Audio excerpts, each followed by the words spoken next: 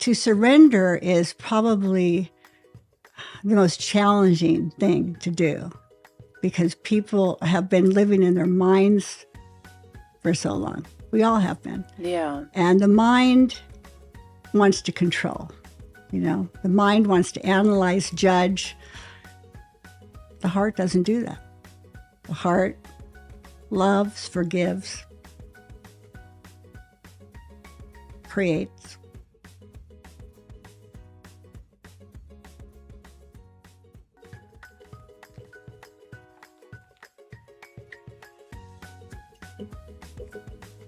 Hello, hello, friends. Welcome to Heal Squad. It's going to be a great day. We have another great conversation for you, but we'll start with our quote of the day. Our quote of the day: you don't need to believe in magic.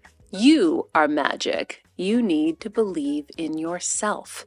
That is from Laura Bushnell, our guest today. To any new listeners to the Heal Squad, welcome. Welcome to the Heal Squad. You're now officially a part of the gang. This is what we do here every single day. We learn, we know better to get better, and we do it together because we're better together. Friends, if you haven't already left us a review, we'll leave a link in the summary below.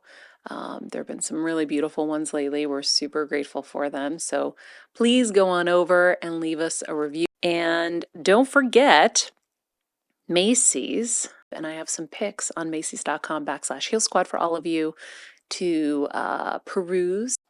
Laura Bushnell, our guest today, has been creating and teaching psychic and magical techniques for over 40 years.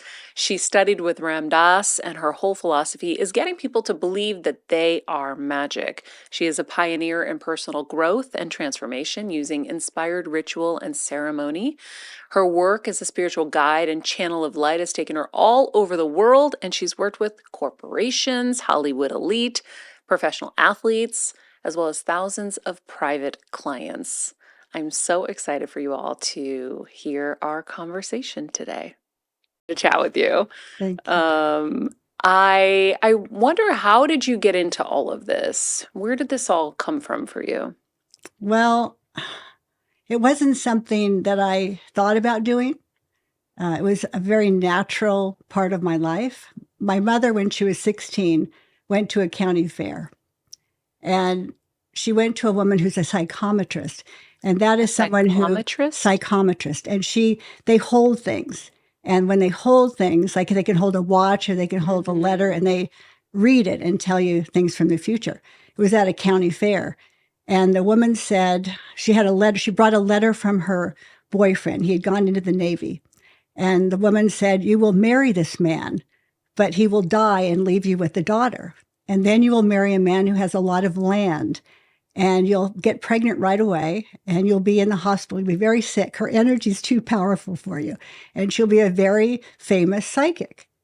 And so, here's my mom, farm girl, doesn't know anything about anything like this. And she ended up marrying Harry Jones. He ended up getting killed in a grain elevator accident right away, left her with a 6-month-old daughter. She met my father, who was a farmer, had a lot of land, and she was sick in the hospital while she was pregnant with me. And then, she kind of just let me go. And I also had a very dysfunctional family because they drank a lot. And my mother was very unhappy, and she lost a son right after me, which for a farmer, you have to have a son. So I was a girl. And so I think it developed a lot out of just protection. But right away, I was healing animals as a child and just very otherworldly. Wow. Yeah. So in grade school, I would often be playing cards, like go fishing. And when I would hold the cards, I'd start to go into a trance, and I would say things to people. And then in college, I said I wanted to study journalism, and I started doing readings with cards for my friends, just regular playing cards. And they started coming true. And so people would keep asking me, "Will you do a reading? Will you do a reading? Will you do a reading?" Pretty soon I thought, well, if I charge, they'll never pay me, and I can go back to school and study, because it was interrupting me. And then that didn't work. And pretty soon I had a huge client base, and it went from there. It was just a natural kind of thing. I wasn't spiritual. I wasn't conscious, but I was extremely psychic. And then I heard about A Course in Miracles. So I started doing the workbook. And within a couple of weeks, I had a major Kundalini experience. And I was married. I had 3 children. I was in junior league. I was, lived in a big mansion. I was really a part of this big society. And my whole life changed. I began getting extreme guidance so that if I wanted to ask a question, my head would lead me to people or whatever. It was just, I was guided very strongly. Physically? Physically, yes. I would get in the car with my children and I would ask, where do I need to go? And my head would turn like this and I would drive there and then it would go like this and I'd stop. And I would go to houses with people who were often just had found out they had cancer or were going to commit suicide. I was driving all over the state doing this with people. It was the strangest thing. And my husband at the time said, he said, I know what's happening to you is real, but I can't do it. And so I ended up getting a divorce and ended up going off on a spiritual journey. I gave every single thing away I had. And I found out that giving is receiving and that you can't give anything away. It's just, you can't possess anything. It always comes back. So I always was... What do you mean? I've always had an abundance in my life.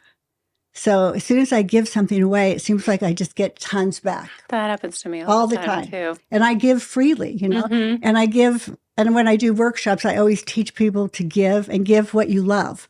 Don't give something that's worn out or something that you don't like or are not attached to. Do the yoga of giving and give something away that you really, really love, because that's powerful. I remember hearing Wayne Dyer say that. He asked his son for his favorite T-shirt. And the son was like, no way, this is my favorite T-shirt. And he was teaching him the same lesson. I was given a holy relic from Belgium. Now, I didn't grow up with any religion at all, but I ordered some Mary medals because I had an apparition of the Virgin when I was 5.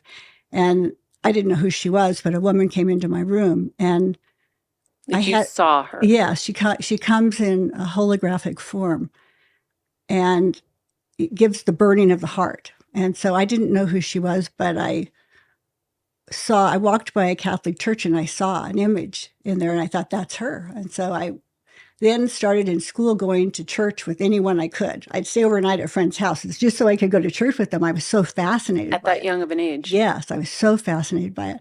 And then I would watch people, and I've always been able to see the energy field of the body. I thought, there's something dishonest about this. I'd see people outside of church doing terrible things, and then inside of church trying to be this pious, thing, prayful. And I just thought something's really wrong with this. I started exploring spirituality in my late 20s and I realized spirituality is really a relationship with yourself, your higher self. What you're aspiring to.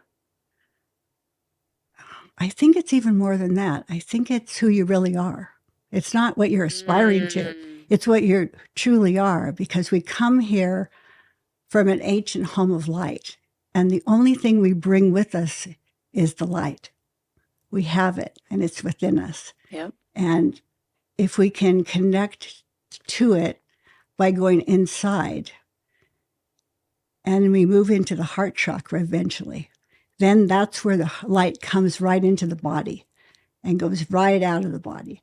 And you become a fountain of light and love for people. So if you can love yourself, then you can love others fully. Wow. Meanwhile, if anybody hears, my stomach is, I swear, probably just talking to her. Because I've never heard noises come out of my stomach like this before. I'm like, what's going on? What's happening? Energy moving. Yeah. Mm-hmm. It's very loud to me. I hope you guys aren't hearing it. I am not hearing it. Okay, good. You said you were basically saying you see auras. Was that something that happened to you from a young age as well? Yeah, so it's very natural to see the energy that comes in the body and how it's pumped through the body, through the chakra system. and the auric layer, which is, people say they read auras. It's very difficult to read an aura because the aura is shifting and changing every fraction of a second. It's always moving with every thought, whereas the ray that comes into the body is very steady. So that tells you a lot about a person when you look at the ray. Can anyone learn to see an aura? I think so. Yeah, I definitely. I've taught people how to do it. On a white wall. If you're sitting on a white wall, against a white wall, or standing by a white wall, and people move their bodies very slowly or their hands, you can start to see a very light blue, icy color, which is the protective layer of the body. It's the physical aura, because there's many different layers. Yeah, sometimes I feel like, we see stuff, but you're like, oh, it's just the light or whatever. But maybe it is more than that, and we don't know. You probably see the ray too, because people say, oh, I had a picture taken of my aura and it was all blue. That's probably the ray that comes in, because the only part of the body that's blue in an auric field is the very small one that goes around the physical body. So there's no way you have a blue aura. You could have a blue ray.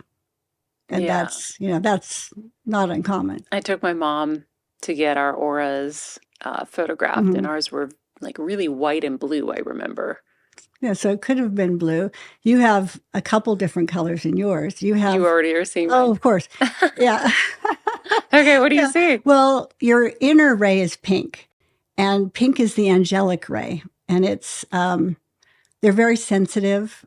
Children and animals love that ray. So if you're going into a grocery store or something, you'll see babies and they look at you. It's like candy. Kids love me for some yeah, reason. it's like candy. I have a pink ray as well. I never understood why kids always love me, and they remember me. I meet them as infants, and they remember me later. They see it. They love pink ray. It's the angelic ray. Wow. And then you have blue around that, which is the communication ray. Oh, that makes sense. Yeah. Wow. But it does change. No, or are those the consistent? The ray stays the same. They can blend a little bit when you're really doing what you're here to do, and you're really in your exact position. The rays start to mix a bit, and you can't see the colors as well. The rays. So, yes. So when those rays blend for you, they become purple. And that's when I'm doing what I'm supposed to be doing? And you started that. There is some blending on your ray. Oh, wow. Yeah, but it's not quite there yet. Interesting. So more to go, more to do. I know. Right? Well, I would hope so, right? Yeah, right. Do you have your aura read? No, I look in the mirror. You can look in the mirror and see yours? Yeah, of course. Is yours purple? Mine is purple and You're wearing pink. purple. Mine's purple and pink, and it is blending into kind of this color. That's so funny. Yeah. So when you see that you're on the precipice of that blending, do you ask for guidance as to which direction you're supposed to go to? I've always just said, like, God, take me where I'm supposed to go. And I know I'm guided, but surrender, to surrender is probably the most challenging thing to do, because people have been living in their minds for so long. We all have been. Yeah. And the mind wants to control, the mind wants to analyze, judge. The heart doesn't do that. The heart loves, forgives, creates. How do you reconcile surrendering with hustle culture, right? Because I've been in that surrendering place for a few years where I'm just like, whatever's meant to be is going to be. But how do you, because there are moments where I'm like, am I an asshole? Should I be like doing a little bit more? Should I be pushing? Should I go back to the way? No, you can't go backwards. No. Okay. You have those moments where you're like, should I be pushing more? And I have a knowing that it's all going to be fine. Yeah, I think, but that's weird. Well, it's not. I think it's the most natural thing, but we do so many unnatural things that we don't know what's natural anymore. Good one. So to surrender is, I think, the highest frequency, and to allow God, Goddess, all that is, to direct you to what your destiny is, because it's already been written. The seed is within us. And if we keep digging the seed up, how could we ever let it grow? So when I started doing A Course in Miracles and I started having this extreme guidance, from that point on, I surrendered. And I just allow it to unfold. And yes, at times I wanted things to happen to me sooner than they did, but I see as time goes on, as I get to be an elder, how wise Source is. And it's better than I could have imagined.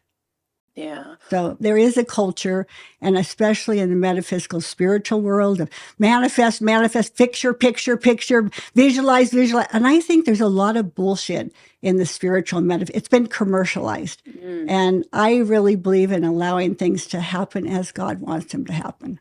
And being ready, though. You get inspired and then you work, you do things, and then you wait, and then you get inspired and you do things. But I've never had a desire to commercialize myself. I love what you just said, because that's the magic right there, is having the inspiration like flow in and then going with it. Yes.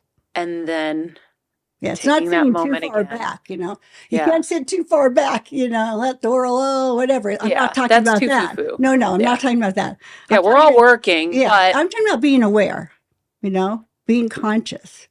Because those who seek the light are only covering their eyes. The light is in us. That light is with us. We come from that ancient place with that light, and that's the only thing we bring with us is the light. And that light guides us home. And so that's, I think, that's my opinion, but I have lived my life that way. Yeah. The manifesting, it's such a thing right now. And I believe in visualizing, because I know that everything I visualized as a young girl all came. But you didn't intentionally visualize it. No, it wasn't like forcing. No, same with me. I saw visions of what my life would be at times. And those things happened. Mm-hmm.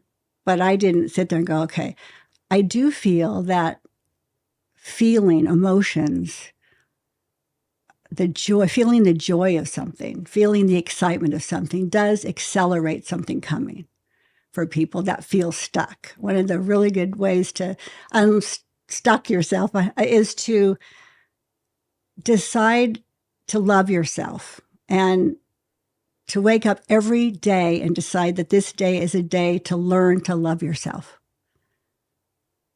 How did you learn to love yourself? Or did you always love yourself? I think I'm learning. I think I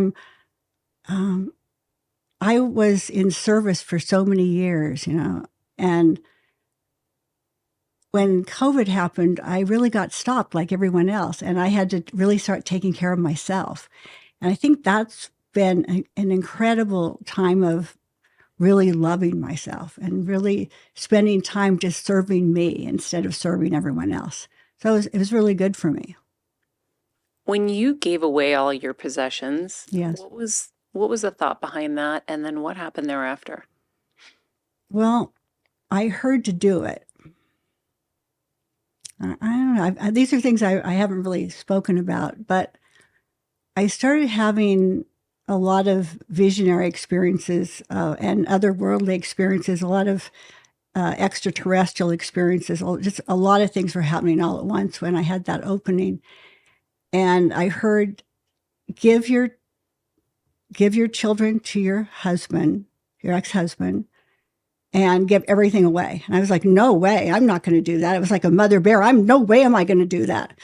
How old were your kids? My kids were all 3 kids under 5 years old. Oh, wow. And, I was a very active mother, play groups, and, I loved being a mother. Wow. And I was working with the dying. I was helping people die consciously. And I was learning a lot. I had studied with Ram Dass and Elizabeth Kubler-Ross, and I was really loving that work. And I wanted to finish my degree and get a master's because I needed to find a way to support my children. And I was in school. I was not going to do anything like this, but I kept getting pushed and pushed. And I went for a hike one day, and this couple were ahead of me, and they stopped and said, hello, they asked me a direction. And it turned out the guy was the head of the death and dying curriculum at John F. Kennedy University in California. And we started talking. He goes, you know what? You should come. You should come to school. I'll get you in. We'll matriculate your degree. It'll be fantastic. So I was like, oh, that's interesting. That's interesting. And then I went to Oregon to the Shakespeare Festival, and I was sitting next to somebody who was a doctor, and he worked close to John F. Kennedy University. On the other side of me was a woman who had an apartment right next to John F. Kennedy University. And she said, oh, gosh. And I told her, I said, that's so crazy. You're telling me this. And she said, yeah, my son lives in the apartment. She went out at intermission, and her son called her and said he wanted to move. So she came back and she goes, okay, well, my apartment. So all of a sudden I had a job. The guy next to me was a doctor. He said, you can work in my office and do the work you do. So I had a job, I had an apartment, and and then I went and talked to my ex-husband. I had two, and they just said they would take the kids for 6 weeks while I went down. I got myself settled and everything. And then I was planning on having the kids come to me. Well, my ex-husband served me with papers as soon as I got down there to take the kids from me. And I did not have the money to fight him. He was a very powerful man. His uncle or his nephew, his cousin was governor of the state. And it was an old boys club, in Idaho. So I didn't know what to do. I had to surrender. I had to totally surrender. And I heard the mother said to me, children do not belong to you. They come through you. They belong to everybody. And I knew that in ancient cultures, often communities raised children. It wasn't just, mothers. And I also knew that fathers often left their children to do jobs. So, I decided that I couldn't fight it. I had to surrender. So I did that. And it took me 5 years to get my children back, but I finally did. Wow. I didn't have the money or the resources to fight. Elizabeth takes so long. Right. So Elizabeth Kubler-Ross, and they also kind of made me look crazy. I mean, imagine this happening in a conservative state. I was like the scarlet woman for even leaving my children. When I'd come back to visit them, I would get scorned, from people that I used to have to my house for dinner. Wow. People are afraid of freedom too. And I had freedom all of a sudden. And I was being guided. I was following my guidance. I ended up working with the doctor. We were speaking all over the world. And Elizabeth Kubler-Ross invited me to come to New York. This is a crazy story. But Elizabeth Kubler-Ross invited me to come to New York. And who is Elizabeth? She wrote the most distinguished books on death and dying, working with death and dying. She created the steps and stages of dying. An amazing woman. And she's passed now. And so she invited me to come. She had arranged for a house for me to stay at, an apartment. So I flew there. On the airplane, I got really sick, and I ended up getting off the airplane in a wheelchair. The woman who was going to pick me up did not expect to see me in a wheelchair, so she didn't see me. I got wheeled off, and I couldn't see anybody, so I ended up getting in a taxi and going to her apartment. There was no one there. She wasn't there. So I sat in the lobby, and I was really sick, and this guy came down the elevator, and he saw me, and he said, do you need help? Are you okay? And I said, I'm sick. And he said, okay, I'm going to meet someone for dinner, but I'm going to go meet them, and then I'm going to come back, and I'm going to get you and take you up to my apartment, and you can just wait there, and I'll tell the doorman to tell Valerie where you are. So great. So I went up to his apartment. He had the penthouse in this beautiful apartment on the east side. And when he came back, he didn't come back till later, but Valerie didn't come back the whole night. She had a little fun that night, and she didn't think I was there. So in the morning, she came up and she said, oh my gosh, how did you meet this guy? I've been wanting to meet this guy for so long. That has his apartment. Here I am, in his son's pajamas and in the guest room. And he told me that night, I had dinner with him a few nights later. He said, I told him about my children. He said, you know what? I'm going to help you get your children.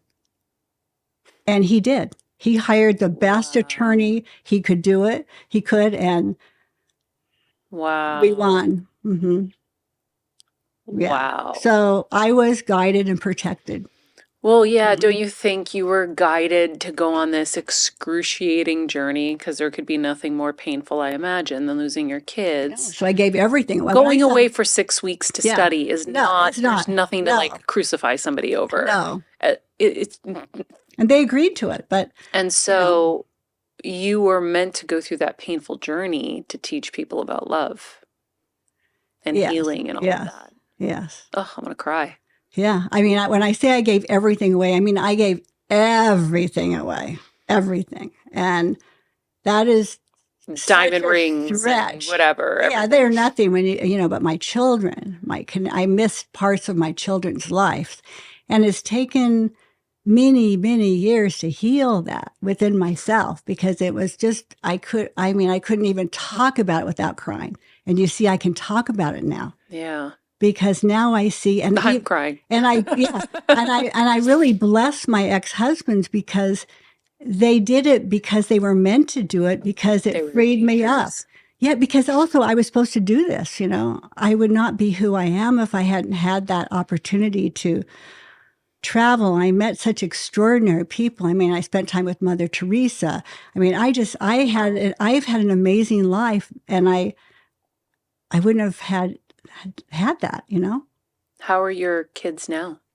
Well, my son is still healing from it, but my daughters are fantastic, and they're both really opening up and growing, and it's fantastic. Yeah, I'm really blessed. Are you able, this is maybe too personal, but are you able to read him and see maybe what that timeline of his healing is going to be? Like when you might be able to really be in a good place? I have channeled information about it, so I'm hopeful that it will be so. Takes time. Yes, it takes time, and they're all in their 40s now. 20s were great. 30s, stuff came up. Mm-hmm. Every generation does their healing at different times. Yeah. And men and women are very different when it comes to healing, when it comes to therapy and that kind of thing, healing. Yeah, that's true. Women find their divinity through the disappointment of the men in their lives. That's why women have fueled the psychiatry movement, the metaphysical movement, the spiritual movement. They're the ones that went to everybody. Men were slow in going. And still are. And to a degree. But men find their divinity only if a woman sees it in them. And that is powerful. And it's really true. I mean, my clientele was 100% women for so many years. Certainly when I started, women would hide it from their husbands. They would say, "Oh, can I use my sister's credit card?" Or, how can I do this? Can I write cash on the check? So scared of their husband finding out.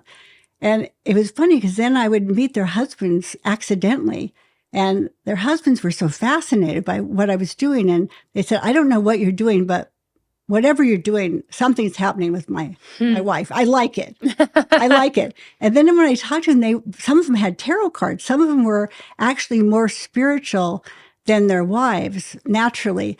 But women were holding it in. They were holding the magic inside.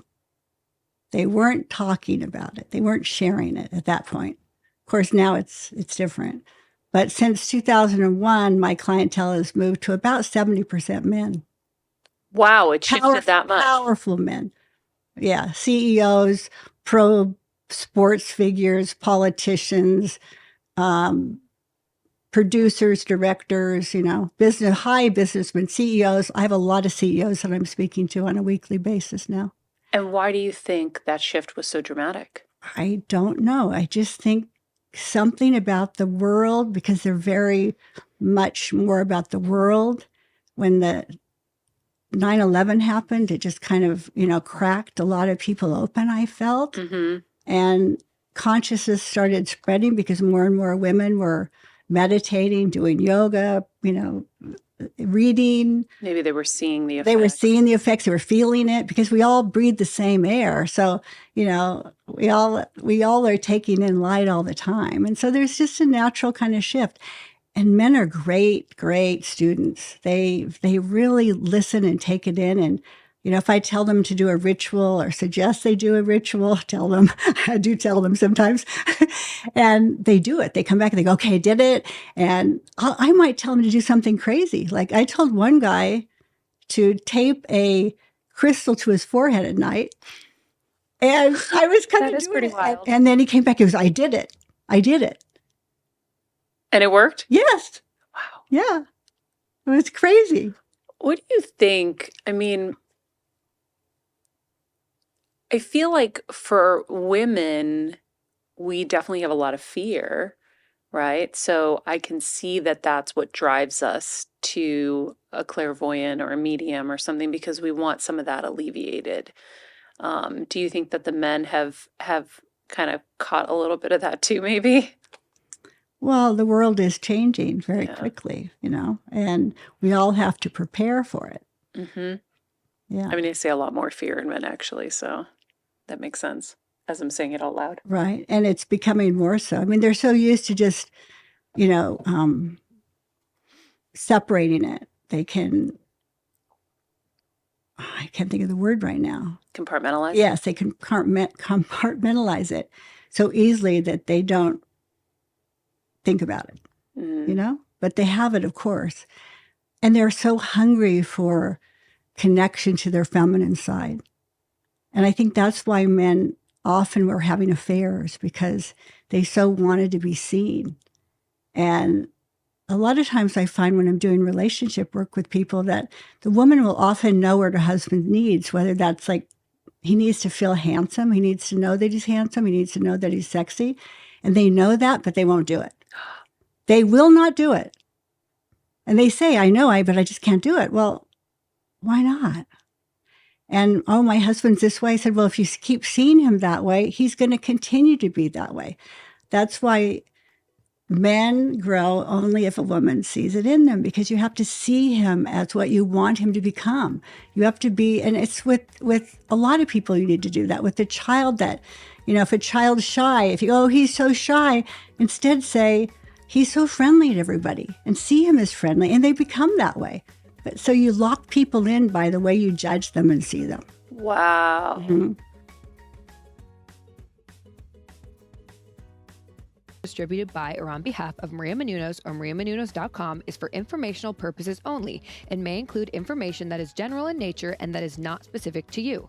Any information or opinions expressed or contained herein are not intended to serve as or replace medical advice, nor to diagnose, prescribe, or treat any disease, condition, illness, or injury, and you should consult the healthcare professional of your choice regarding all matters concerning your health, including before beginning any exercise, weight loss, or healthcare program. If you have or suspect you may have a healthcare emergency, please contact a qualified healthcare professional for treatment. Any information or opinions provided by a guest expert or host featured within website or on company's podcast are their own, not those of Maria Menounos or the company. Accordingly, Maria Menounos and the company cannot be responsible for any results or consequences or actions you may take based on information or opinions.